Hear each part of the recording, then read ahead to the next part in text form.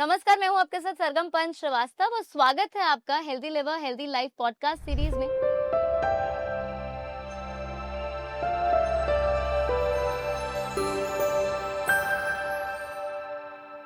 जहां हम देश के प्रमुख विशेषज्ञों से बात करते हैं लिवर से जुड़ी सेहत और इलाज में हो रही नई प्रगति के बारे में। आज हमारे साथ है doctor Sushant Mittal, DM medical oncology और हेमेटोलॉजी फ्रॉम दिल्ली, जो हमें बताएंगे हेपेटोसेलुलर कार्सिनोमा के बारे में। इसके कारण क्या है, शुरुआती पहचान कैसे की जाए और आधुनिक इलाज के तरीके कौन से उपलब्ध हैं। सर, बहुत बहुत स्वागत है आपका हमारे इस खास पॉडकास्ट में।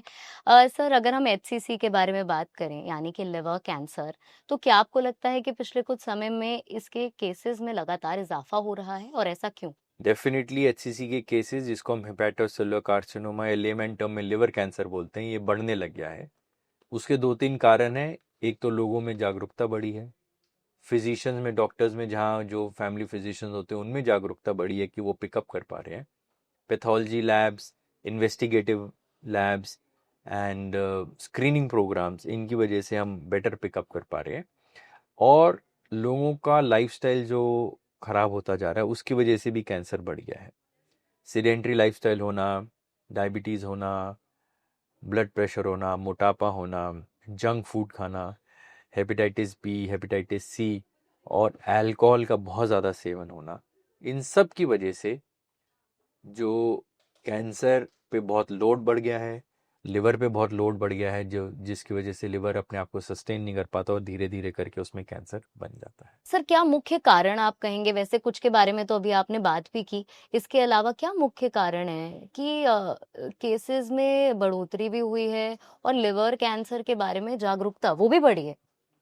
लिवर कैंसर के बारे में जागरूकता बढ़ती है। क्या होता है कि जब एक पेशेंट को होता है तो उसके आसपास अराउंड 15 रिलेटिव्स भी जागरूक हो जाते हैं कि यार हमें तो ऐसी दिक्कत नहीं है, हमारा भी लाइफस्टाइल ऐसा है। तो उसकी वजह से वो अपना चेकअप करवाते हैं, तो फिर पिकअप अर्ली हो जाता है कि आपको भी ये प्रॉब्लम हो सकती है। और दूसरा, खाने पीने की दिक्कतें, खाने में pesticide, junk food, unhealthy lifestyle, late सोना, जल्दी ना उठना, सीडेंट्री लाइफस्टाइल, और ये alcohol, smoking, hepatitis B, hepatitis C, इन सब की वजह से, और इंडियन सबकॉन्टिनेंट में diabetes, blood pressure, sedentary lifestyle, मोटापे की वजह से भी ये बहुत ज़्यादा कॉमन हो गया। यही मेजर रिस्क ये फैक्टर्स। तो फैटी लीवर से क्या लिवर कैंसर हो सकता है? क्योंकि फैटी लीवर तो अब मुझे लगता है हर दूसरे आदमी को। फैटी लिवर आजकल अल्ट्रासाउंड की रिपोर्ट में कॉमनली देखने को मिलता है, लेकिन फैटी लिवर वर्सेस फाइब्रोसिस फर्क चीज़ है। फाइब्रोसिस जो पिक होता है वो फाइब्रो स्कैन से होता है। Okay. वो गैस्ट्रोएंटरोलॉजिस्ट के पास एक मशीन होती है जिससे हम फाइब्रो स्कैन करके पता करते हैं कि लिवर में फाइब्रोसिस कितना है। लेकिन ये बात सही है कि फैटी लिवर ग्रेजुअली अगर कंट्रोल ना करा गया, अगर आपका कोलेस्ट्रॉल बहुत ज़्यादा है, आप एक्सरसाइज नहीं करते हैं, जंक फूड का सेवन ज़्यादा है, तो वो जो चर्बी है एक्स्ट्रा वो लिवर में जाती है, लिवर में डिपॉजिट होती है, आपके पेट में डिपॉजिट होती है, आपका वेट गेन होता है, तो वो धीरे धीरे करके फैटी लिवर से फाइब्रोसिस की तरफ चला जाता है। तो सिम्टम्स इसके होते हैं क्योंकि बहुत सारे केसेस में ऐसा होता है कि जब वो डॉक्टर के पास जाते हैं तब तक देर हो चुकी होती है, वो इतना बढ़ चुका होता है कि फिर कुछ किया नहीं जा सकता। तो क्या वार्निंग साइंस, रेड साइंस आप कहेंगे कि हैं? लिवर कैंसर के अंदर स्पेसिफिकली जो होते हैं वो होती है थकावट होना, क्योंकि लिवर ठीक से खाना पचा नहीं पा रहा तो आपको एक थकावट रहती है।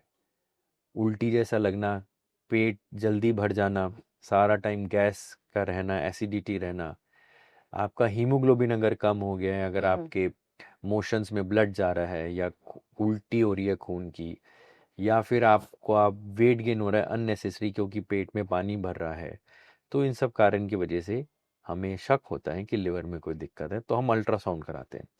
अल्ट्रासाउंड से सिरोसिस पिक होता है। उसके बाद फिर हम एडवांस जांचें कराते हैं देखने के लिए वो सिरोसिस के अंदर कोई कैंसर के कीटाणु हैं या नहीं है। सर, लेवल्स कहते हैं कि स्टेज 1, स्टेज 2, स्टेज 3, इसमें भी होता है? यस। और कितने स्टेज तक ये रिवर्सिबल होता है? Liver cancer, as all cancers, are 4 stages. Okay. First stage is when it is just limited to the liver, okay. one lobe of the liver. Liver has 2 lobes. The second stage is when it is of a more than particular size, then it becomes stage 2.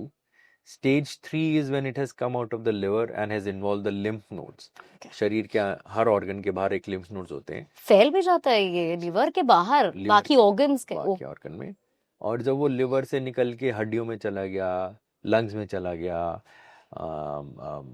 Intestines में चला गया, तो वो stage 4 हो जाता है, वो advance stage हो जाता है। तो उसको डायग्नोज करने के लिए हम पेट स्कैन करते हैं। पेट स्कैन से हमें पिकअप हो जाता है, और एक CECT ट्रिपल फेज होता है, उसमें पर्टिकुलर तरीके से CT स्कैन किया जाता है, जिससे हमें पता लगता है कि लिवर में कैंसर का शक है या नहीं है। दूसरा, हम एक ब्लड टेस्ट करते हैं जिसको हम अल्फा फीटोप्रोटीन कहते हैं, जो अगर रेज्ड है और लिवर में सिरोसिस है, तो हम काफ़ी कॉन्फिडेंटली कह सकते हैं कि उनको लिवर कैंसर है, उसके आगे की जांच हमें करानी चाहिए। डॉक्टर, मैं दर्शकों के लिए पूछना चाहूंगी कि क्या हम लाइफस्टाइल मॉडिफिकेशंस कर सकते हैं या अपने डाइट में चेंजेस कर सकते हैं? जैसे आपने कहा सेडेंटरी लाइफस्टाइल भी इसका बहुत बड़ा कारण बहुत है। बड़ा कारण है। अच्छा, उससे क्या ओबेसिटी हो रही है? डायबिटीज आजकल बहुत कम एज के लोगों में हम देख रहे हैं, और यही शायद कारण हो सकता है। आप बेहतर बता पाएंगे कि लिवर कैंसर के केसेस में भी तेजी से इजाफा हो रहा है, तो क्या कुछ चेंजेस हम अपने जीवन में कर सकते हैं ताकि लिवर कैंसर के खतरे से खुद को बचा सकें? ये जो चेंजेस है सिर्फ लिवर कैंसर के लिए नहीं है, सारे जी। कैंसर्स के लिए हैं, कि आप ग्रीन लीफी वेजिटेबल्स खाएं, फाइब्रस डाइट खाएं, अपनी डाइट में फाइबर इंक्लूड करें ताकि आप कॉन्स्टिपेटेड ना रहें, क्योंकि अगर आप कॉन्स्टिपेटेड होंगे तो आपकी बॉडी से टॉक्सिन्स नहीं निकलेंगे। ओके। टॉक्सिन नहीं निकलेंगे तो वो टॉक्सिन शरीर में अननेसेसरी घूमते रहेंगे। High water High water intake intake, is high fibrous diet, which includes green leafy vegetable, fruits, seasonal fruits you should eat. You should exercise daily. Not only gymming, you Okay. can walk, you can do yoga, you can play any sport. तो mix and match करते रहें, अपनी body को active रखें। Sugar, blood pressure Indians के अंदर खानदानी भी होता है, तो उसको जितना लेट आप कर सकते हैं उतना बेहतर है, ताकि हम एक्सरसाइज करके उसको लेट कर सकें। और अगर किसी को हो भी जाता है तो उसका रेगुलर चेकअप कराएं, दवाइयाँ लें, ताकि हम बॉडी के उन सेल्स को प्रिजर्व कर सकें जी। और एडवांस स्टेज पे जाने से पहले हम उसको रोक सकें। सर, हाई कार्ब डाइट भी इसका एक कारण है आप कहेंगे? क्योंकि इंडियंस की जो डाइट है वो हर हाई कार्ब डाइट रहती ही है। हमारे सुबह से लेकर रात तक जो डिनर है ना, कार्ब ज्यादा रहते हैं, प्रोटीन्स और बाकी चीजें, फाइबरस डाइट हमारी कम रहती है। आपको लगता है वो भी एक कारण? बिल्कुल डेफिनेटली कारण है। और जैसे हमारी नानी दादा एक बैलेंस डाइट लेते थे, हाँ। हम सब्जी लेते थे, सैलेड होता था, दही होता था, चावल होता था, या बाजरे की रोटी होती थी, या मिलेट्स होते थे, so it was a balance diet. अचार भी होता था, पापड़ भी होता था, उन सब का एक बैलेंस डाइट है कि carbohydrate, protein, fibrous diet, fat, इन सब का एक बैलेंस डाइट लेना है। लेकिन अब सारा टाइम आप चिप्स खाएं, या टिक्की खाएं, या फैटी फूड खाएं। भाई आजकल सोया चाप्स इतने कॉमन हो गए, fried soya chops, So that is momos. not good. That is not protein. No, everything should has to be in limit. Okay. Excess of everything is bad. Bad, right. So अति हर चीज की खराब है। ना तो एकदम आप क्रैश डाइट पे जाएं बिल्कुल सही। कि भाई जब डाइट खत्म हो फिर आप रिबाउंड मारे कि मैंने 2 महीने से मैंने कार्बोहाइड्रेट्स नहीं खाए, अब मैं मिठाइयाँ भी खाऊं और ये भी खाऊं, तो that is not. So it has to become a lifestyle, it has to be balanced. And high sugar diet again constitutes to cancer? High sugar diet in the mean that it should be in limit.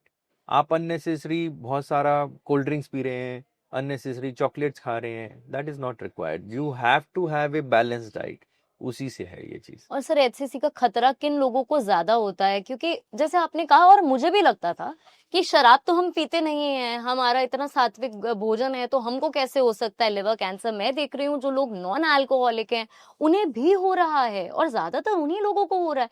तो ये क्या कारण हो रहा है? कौन से वो पॉपुलेशन है जिनको ज्यादा खतरा हो रहा है इसका? इंडियन सब कॉन्टिनेंट के अंदर जिनको लिवर कैंसर हो रहा है उसका ज्यादातर कारण नैश है, NASH, नैश, नॉन अल्कोहलिक स्टियाटोहेपेटाइटिस। इसका मतलब हुआ जो लोग ड्रिंक नहीं ले रहे लेकिन उनका लिवर में कांस्टेंट इन्फ्लेमेशन है, लिवर हमेशा सूजन में है।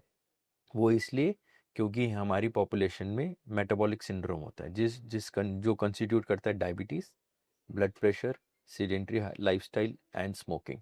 तो जो लोग ड्रिंक नहीं करते उनको भी ये हो जाता है इसकी वजह से। तो हमें इस चीज़ों का ख्याल रखना चाहिए। हाँ, अर्ली डिटेक्शन जरूरी है।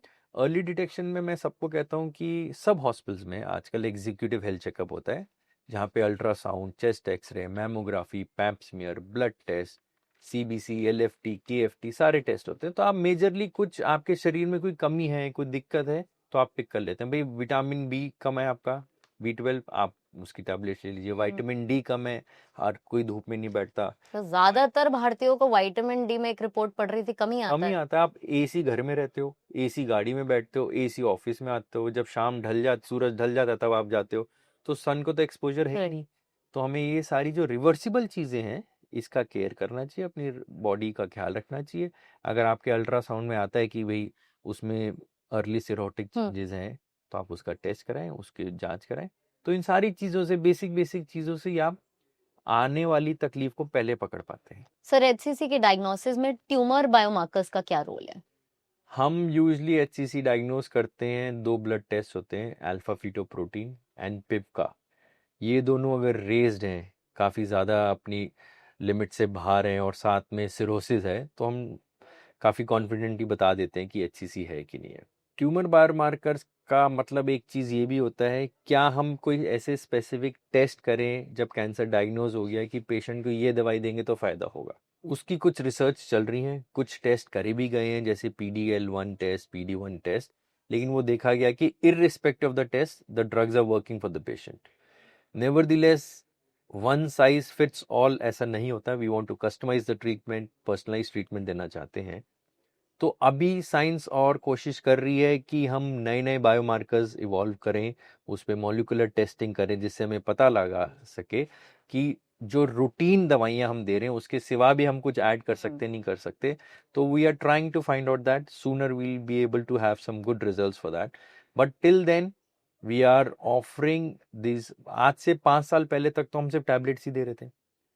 उसके बाद साइंस ने तरक्की करी, उससे बेहतर टारगेटेड थेरेपीज आई। फिर साइंस ने तरक्की करी, इंजेक्शन वाली दवाइयाँ आई। फिर साइंस ने तरक्की करी, इम्यूनोथेरेपी आ गई। इम्यूनोथेरेपी भी 2-3 किस्म की अवेलेबल है। तो धीरे धीरे से जैसे साइंस इवॉल्व करेगी, साइंटिस्ट और काम करेंगे। इस साल भी जैसे आपको पता है कि मेडिसिन का नोबेल पुरस्कार इम्यूनोथेरेपी की रिसर्च के लिए लोगों को मिला है।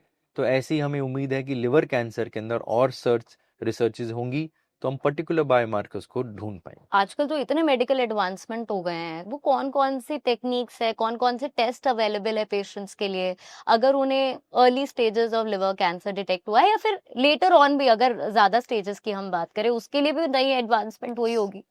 आजकल हम एक बार मान लीजिए डायग्नोज हो जाता है, तो हम पेट स्कैन करते हैं देखने के लिए कि बीमारी कहाँ तक है। और अगर बीमारी सिर्फ लिवर तक सीमित है, तो हम स्पेशल किस्म के MRI और CT स्कैन करते हैं देखने के लिए क्या हम एडवांस टेक्नोलॉजी, जिसको हम कहते हैं टेस या टेयर, जिसके अंदर हम डायरेक्टली कैंसर सेल्स की ब्लड सप्लाई में जाके उधर दवाइयां देते हैं। इसका मतलब कि दुश्मन के घर जाके, उसके घर में जाके उसको अटैक करते हैं। तो टेस एंड टेयर एक डेडिकेटेड टारगेटेड अप्रोच है कि जो ब्लड सप्लाई कैंसर सेल्स को जा रही है, उन्हीं ब्लड सप्लाई में जाके हम दवाइयां दे देते हैं, ताकि कैंसर सेल्स को ब्लड सप्लाई ना मिले और कैंसर सेल्स मर जाएं। इसी तरीके से डेडिकेटेड रेडियोथेरेपी दी जाती है, जिसको हम टेयर कहते हैं। फिर हम, अगर पेशेंट फिट है, तो हम लिवर ट्रांसप्लांट करते हैं। पेशेंट का जो हिस्सा खराब है उसको निकाल देते हैं, ताकि बाकी लिवर ग्रो कर सके। तो ये सारी चीज़ों की एडवांस टेक्नोलॉजी से हम पेशेंट्स को लंबा सर्वाइवल दे पाते हैं। Liver transplants are also successful, Yes, sir? yes. If they are diagnosed at early stage and patient is non-alcoholic, because when you transplant, he should not continue those bad Absolutely. habits. Continue exploiting Yes, your organ. yes, yes. Right right right. And then हमारे पास अब मान लीजिए बीमारी इन सब के बावजूद भी बढ़ती है, तो लिवर कैंसर के अंदर कीमोथेरेपी का कोई रोल नहीं है। हम कीमोथेरेपी नहीं होती है। इसके अंदर हम टारगेटेड थेरेपीज एंड इम्यूनोथेरेपीज करते हैं। इम्यूनोथेरेपी के बारे में बहुत जिक्र हो रहा है डॉक्टर, एग्जैक्टली होता क्या है इम्यूनोथेरेपी? अगर लेमैन को समझाने के लिए आप थोड़े हिंदी में समझा। मैं समझाता हूँ। बेसिकली बॉडी की इम्यूनिटी डाउन हो जाती है, जिसकी वजह से cancer cells are able to grow. भाई आज आप अपने बॉर्डर से अगर BSF को हटा दें, तो टेररिस्ट दंदनाते हुए से अंदर आ जाएंगे, क्योंकि बॉर्डर की इम्यूनिटी लो है। तो इसी तरीके से अगर शरीर की इम्यूनिटी लो है किसी भी कारणवश, तो बॉडी के जो कैंसर के सेल्स हैं, दे विल स्टार्ट ग्रोइंग। तो हम बॉडी की इम्यूनिटी को स्ट्रॉन्ग कर देते हैं, ताकि बॉडी खुद ही कैंसर सेल्स को मार सके। इसके अंदर बहुत सी कंपनीज हैं जिन्होंने इंजेक्शंस निकाले इम्यूनोथेरेपी के, जिसको हम PDL1 इनहिबिटर्स या PD1 इनहिबिटर्स कहते हैं। ये डेडिकेटेड सेल्स की इम्यूनिटी, बॉडी की इम्यूनिटी को बढ़ा देते हैं ताकि वो कैंसर सेल्स को डेडिकेटेडली मार सकें। तो इसको हम इम्यूनोथेरेपी कहते हैं। साथ में हम इनके टारगेटेड थेरेपीज देते हैं, चाहे वो मुंह से खाने की हो हम्म। चाहे इंजेक्शन फॉर्मेट में हो। वो टारगेट थेरेपीज कैंसर सेल्स को जैसे हम स्नाइपर से मारते हैं दुश्मन को, वैसे वो ढूंढते हैं। तो स्नाइपर जो होता है वो कैंसर सेल्स को आइडेंटिफाई करके मारता है, और इम्यूनोथेरेपी आर्मी को स्ट्रॉन्ग कर देती है कि आप जाके उसको, जिसको हमने आइडेंटिफाई करा, उसको निस्तनाबूद कर दें। तो इम्यूनोथेरेपी प्लस टारगेट थेरेपीज के कॉम्बिनेशन से हम पेशेंट्स की बीमारी को कंट्रोल कर लेते हैं। बहुत बार ऐसा देखा गया है कि पेशेंट्स के कैंसर ठीक हो गए हैं, कंट्रोल में आ गए हैं, लेकिन सिरोसिस की वजह से उनकी जान चली गई। तो जो लिवर खराब हुआ उसकी वजह से दिक्कत हुई, not because of the cancer but because of the cirrhosis. We do PET scan and we see there is no evidence of disease, but the cirrhosis is taking the toll on their life. So there's so many techniques that you have talked about. बहुत सारे आजकल लोगों के पास विकल्प हैं, medical advancement इतनी हो रही है, लेकिन किस पेशेंट को क्या दिया जाना चाहिए, ये किस बेसिस पे तय होता है? ये स्टेज पे डिपेंड करता है कि पेशेंट की स्टेज क्या है। BCLC एक जी स्टेजिंग जी। होती है, एक मिलान स्टेजिंग होती है, एक TNM स्टेजिंग होती है। उनसे हम डिसाइड करते हैं कि पेशेंट की स्टेज क्या है, पेशेंट की कंडीशन कैसी है। क्या उसको हमारे पास 80 साल के लोग भी आते हैं, 20 साल के भी होते हैं, 42 साल के भी होते हैं। तो उनकी कंडीशन क्या है, क्या वो ट्रीटमेंट लेने लायक फिट है कि नहीं। साथ में उनकी कोमॉर्बिडिटीज़, उनको शुगर है, ब्लड प्रेशर है, हेपेटाइटिस बी है, हेपेटाइटिस सी है, क्या चीज़ है हम्म। जिसकी वजह से उनको हुआ है। तो उन सब चीज़ों के परमुटेशन कॉम्बिनेशन से मल्टी डिसिप्लिनरी ट्यूमर बोर्ड होता है, जिसमें हम medical oncologist, radiation oncologist, surgical oncologist, intervention radiologist, pathologist, ये सब बैठ के डिसाइड करते हैं कि पेशेंट के लिए बेस्ट ट्रीटमेंट क्या है। तो उस हिसाब से डिसाइड होता है कि अर्ली स्टेज है तो ट्रांसप्लांट करना है, या टेस या टेयर करना है। एडवांस स्टेज है तो क्या इम्यूनोथेरेपी करना है, टारगेटेड थेरेपीज करना है, मुंह से खाने की दवाई देनी है, इंजेक्शन देने हैं। ये सारी ऑप्शन हम करते हैं। सो बात अगर लिवर कैंसर की करें तो बाकी कैंसर से कैसे अलग है, क्योंकि लिवर को कहते हैं एक रीजनरेटिव ऑर्गन है, हाँ जी। तो ऐसे में क्या ये कम घातक है बाकी कैंसर से? इसमें हम इसको दो तरीके से देखा जा सकता है। जैसे आपने कहा जी रीजनरेटिव है, इसलिए ही ट्रांसप्लांट इसमें करा जा सकता है। भाई किसी को इंटेस्टाइनल कैंसर है तो आप उसका राइट। ट्रांसप्लांट नहीं कर सकते, किसी को ब्रेन कैंसर है आप ट्रांसप्लांट नहीं कर सकते, क्योंकि लेकिन लिवर में रीजनरेटिव पावर है। तो आप लिवर का जब आप हिस्सा निकाल देते हैं तो बाकी लिवर ग्रो राइट। करके बॉडी की टेक केयर कर लेता है। तो इस तरीके से, लेकिन इसकी डिसएडवांटेज ये है कि हम इसमें कीमोथेरेपी नहीं दे सकते, जी क्योंकि लिवर में कीमोथेरेपी इसलिए काम नहीं करती क्योंकि कीमो शरीर जैसी लिवर में पहुंचती है वो उसको मेटाबोलाइज कर देती है, उसको टिकने ही नहीं देती लिवर में। जो चीज़ लिवर में टिक ही नहीं पा रही वो उस पर काम कैसे करेगी। तो इसलिए हम उसमें इम्यूनोथेरेपी, टारगेट थेरेपीज, ये सब चीज़ें देते हैं। तो इसलिए लिवर कैंसर के अंदर आजकल की टेक्निक से हम पेशेंट्स को लंबा लाइफ स्पेन दे पा रहे हैं, गुड क्वालिटी ऑफ लाइफ दे पा रहे हैं। तो इन सब चीज़ों से, साइंस की तरक्की होने की वजह से पेशेंट्स को भी फायदा हो रहा है। अर्ली डायग्नोसिस के बारे में डॉक्टर मैंने बात की थी, कितनी बार साल में डॉक्टर के पास जाएं, क्योंकि जैसे मैंने कहा था ना, इतनी देर हो चुकी होती है जब तक इंसान सिम्टम्स देख के डॉक्टर के पास जाता है कि कुछ हो ही नहीं पाता। देखिए, यूजली हम कहते हैं कि एनुअल हेल्थ चेकअप आपको करना चाहिए, चाहे आप अपने बर्थडे वाले दिन करें। लेकिन बर्थडे वाले दिन लोगों को लगता है यार कुछ पिकअप हो गया तो शाम की बर्थडे पार्टी खराब हो जाएगी, तो आप मत करिए। जैसे कि मेरा है, मैं every February I get my test जी done. So you fix a date कि मेरे को मार्च में कराना है, किसी भी दिन जब आपके पास 6-7 घंटे हो, आप जाएं अपने टेस्ट कराएं रेगुलरली। उससे पहले बीच में कोई दिक्कत हो तो पहले करा लें। तो डॉक्टर्स रिपोर्ट्स क्या सजेस्ट करती हैं, कुछ स्पेसिफिक एज है, एज के लोगों को ज्यादा लिवर कैंसर होने की संभावनाएं होती हैं, या फिर आजकल सभी एज में ये दिखती सभी एज में होता है, लेकिन ऑब्वियसली जितना आप अल्कोहल को एक्सपोज होते हो, है? जितनी देर के लिए होते हो, उतना आपका लिवर खराब होता है। जितना आप हेपेटाइटिस बी या सी को एक्सपोज होते हो, वायरस को, उतना ज़्यादा। तो with as the disease chances advances, उसके चांसेस बढ़ जाते हैं। क्योंकि यंगस्टर्स को भी हो सकता है, आजकल तो जंक फूड बहुत ज्यादा प्रचलन है, यंगस्टर्स को भी हो सकता है, तो सभी के लिए जरूरी है कि एक बार डॉक्टर के पास तो जरूर जाएं। डॉक्टर, जैसे आपने कहा कीमोथेरेपी नहीं होती है इसमें, तो जो बाकी मेथड्स हैं, बाकी टेक्निक्स हैं, वो कितनी पेनफुल होती हैं, या मैं कहूँ पेशेंट्स को किन तकलीफों का सामना करना पड़ता है, डॉक्टर्स के सामने क्या चैलेंजेस होते हैं? देखिए, as such they are not painful physically painful हो सकता है कि लिवर में बीमारी है, लिवर का कैप्सूल बढ़ गया है, उसकी वजह से दर्द हो रहा है। लेकिन जो हम टेस करते हैं, टेयर करते हैं, उसकी वजह से कोई ओके। पेन नहीं होता। That might be emotional pain, mental trauma, वो सब हो सकता है, फाइनेंशियल हो सकता है, क्योंकि ये दवाइयाँ नई दवाइयाँ हैं, महंगी दवाइयाँ हैं। लेकिन सरकार के आने की वजह से हमने जो पेशेंट असिस्टेंस प्रोग्राम होते हैं, आप 100 mg खरीदते हैं तो 100 mg फ्री मिलता है, या आप 500 mg खरीदते हैं तो 1500 mg फ्री मिलता है। उसकी वजह से patients are now able to afford those medicine at 1/3 of the cost. और चैलेंजेस ये होते हैं क्योंकि पेशेंट को ये होता है कि कोई हमें 100% गारंटी दे दे कि हम ठीक हो जाएंगे तो हम इतना पैसा लगाएंगे, लेकिन 100% गारंटी तो किसी चीज़ किसी कोई भी नहीं दे सकता। तो भाई आपको कोविड के टाइम भी कोई 100% गारंटी नहीं दे सकता था, आज आपको टाइफाइड हो जाए तो कोई 100% हाँ गारंटी नहीं दे सकता। तो 100% गारंटी की बेसिस पे ट्रीटमेंट नहीं होता। हम ये कहते हैं कि इतना सक्सेस रेशियो है, इतना फ़ायदा आपको हो सकता है। मेजॉरिटी ऑफ द स्टडीज़ ने इतना फ़ायदा दिखाया है, तो हमें उम्मीद है कि आपको भी वही फ़ायदा होगा।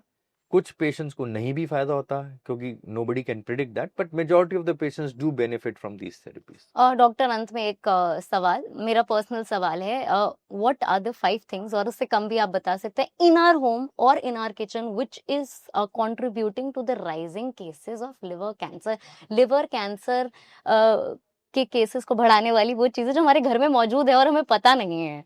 जैसे मैंने बताया, वो खानों में इतना पेस्टिसाइड है, तो फलों को, सब्जियों को अच्छी तरह धो के खाएं। हम बहुत सारे ऑनलाइन फूड ऑर्डर करते हैं जो कि ब्लैक कलर के एक बॉक्स में या प्लास्टिक में राइट। आता है, और उसी को हम माइक्रोवेव कर लेते हैं। वो प्लास्टिक्स आर वेरी अनस्टेबल, और वो माइक्रोवेव की वजह से उनमें से कुछ तत्व गर्मी होने की वजह से वो खाने में आ जाते हैं। तो ग्रेजुअली जब आप साल दर साल वो खाना खाते हैं तो उसमें दिक्कत होती है।